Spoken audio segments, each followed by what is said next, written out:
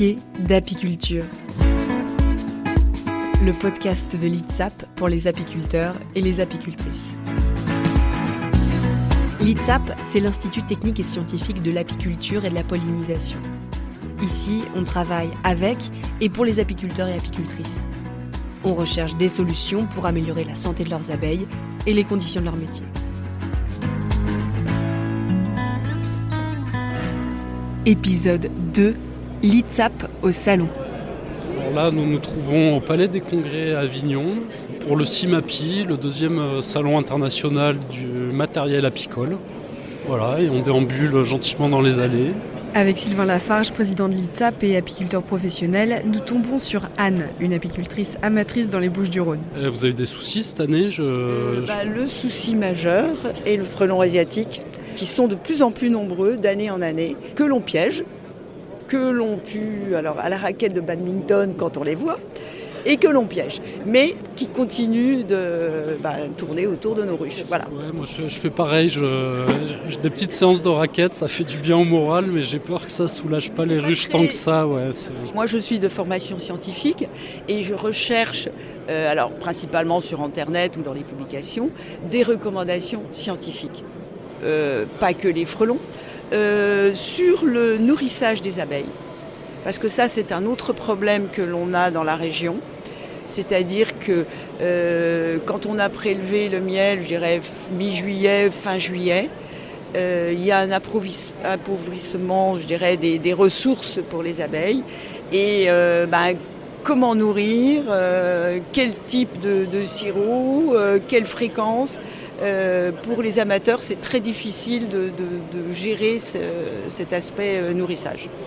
Donc là, on attend des recommandations pour la manière de gérer ça. À l'ITSAP, la science, c'est bien notre cœur de métier. On a des partenariats scientifiques très développés. C'est notre particularité aussi d'ITSAP, c'est d'être une petite structure, mais qui a beaucoup de partenariats, notamment l'unité mixte technologique protection des abeilles dans l'environnement, donc l'UMT Prad. Où là, donc, on a un partenariat avec la recherche publique, INRAE, CNRS, et aussi des acteurs de terrain, notamment les associations de développement de l'apiculture, qui là sont en gros qui est l'échelon du technicien conseil.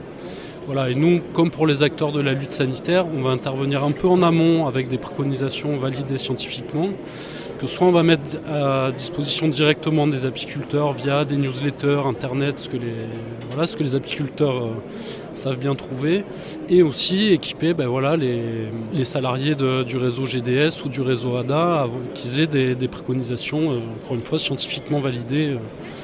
Voilà. Nous, on va mettre des éléments objectifs à disposition, mais après, chacun, professionnel ou amateur, se retrouve avec ses questions, son contexte, ses préoccupations éthiques on dit le nourrissement, qu'est-ce que ça veut dire de gaver ses abeilles de sucre en permanence, ou au contraire de ne pas le faire et que du coup elles sont en disette, c'est un peu de la maltraitance animale. Après, on a tout un tas d'équilibres à trouver au quotidien dans nos exploitations, nos exploitations devant nos ruches. Et c'est jamais simple. Sinon, si c'était simple, il n'y aurait pas d'institut.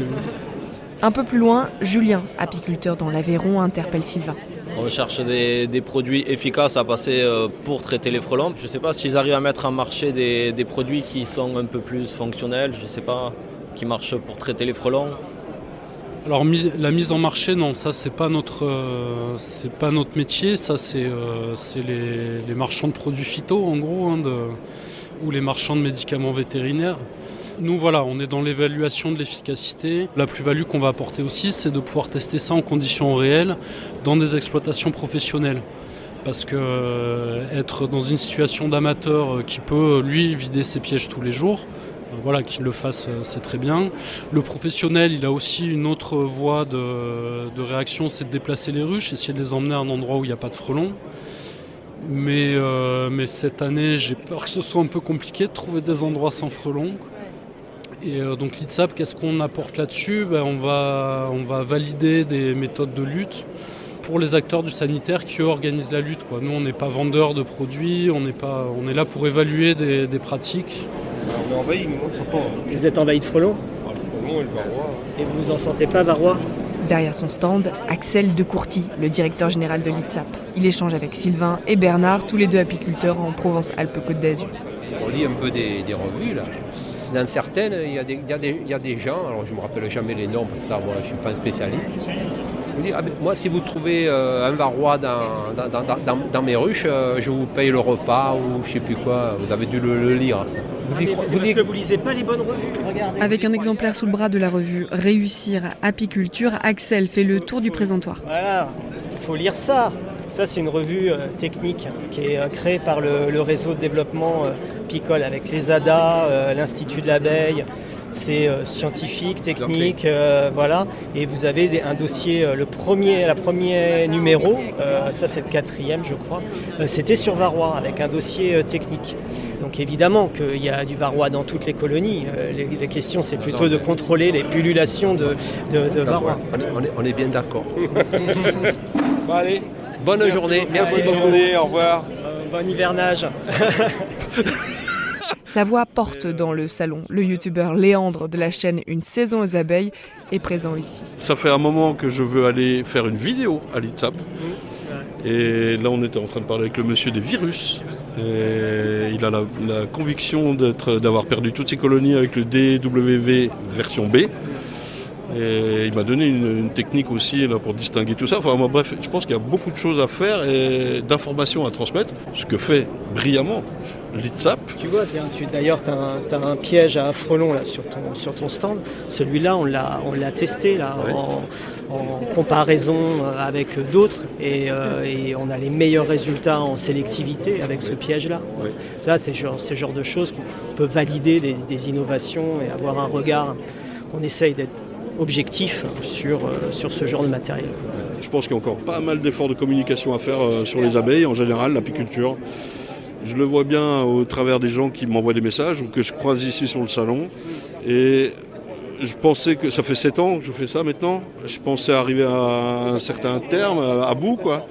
Et non, je retrouve encore pas de nouveaux apiculteurs. C'est des anciens qui n'ont pas forcément progressé ou qui ne s'interrogent pas ou... Je sais pas, où il y a des coutumes ou des traditions qui durent et qui ont la dent dure, oui, okay, voilà. Et donc tout ça va passer par de la com et de la formation et des choses comme ça. Quoi. Ouais. Les gars, tout est dit, on se retrouve quand vous voulez dans vos locaux. Ça roule. Merci les gars. Salut. On va dehors, café, et on va voir ce qu'il y a comme matériel. C'est absolument essentiel d'être ici, de discuter avec les apiculteurs, parce que les apiculteurs ont un profil très différent. Il y a des amateurs. Là, tout à l'heure, on a vu un amateur qui a 80-100 ruches. Donc là, on commence à être un amateur qui est pas loin du semi-professionnel. Plus, nous, on travaille énormément avec les professionnels. Donc c'est important d'échanger avec eux pour capter leurs attentes en fonction de leur profil et puis aussi de transmettre nos résultats de la recherche et de notre développement à ces apiculteurs-là pour changer les pratiques. Ils sont aujourd'hui dans des défis majeurs. Voilà, il y a le changement climatique évidemment qui bouscule toutes les mielées. Il y a le frelon asiatique, on en a largement parlé. Tout à l'heure, on avait des apiculteurs qui venaient sur le stand et qui avaient connu l'arrivée de varroa dans les années 80 sur le territoire et qui sont toujours démunis pour lutter contre varroa. La difficulté, si on reprend l'exemple du frelon, la difficulté pour nous, c'est on fait de la recherche, donc on s'inscrit dans un temps long. C'est aussi ce qu'on constate avec les apiculteurs qui arrivent avec leurs problèmes. J'ai les frelons sur mes ruches. On est sur une échelle de temps assez longue et pour ça, on a besoin aussi que les demandes des apiculteurs soient constantes dans le temps. Et là, le frelon, c'est quand même la première année où on a des retours de terrain aussi forts sur les dommages aux ruches, quoi.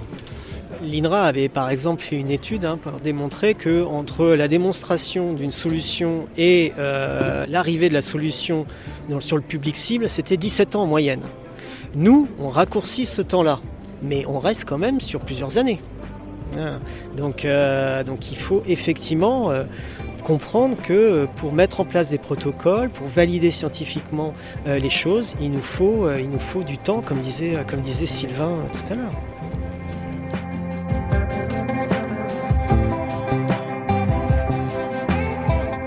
Vous venez d'écouter Piqué d'apiculture, le podcast de l'ITSAP pour les apiculteurs et apicultrices.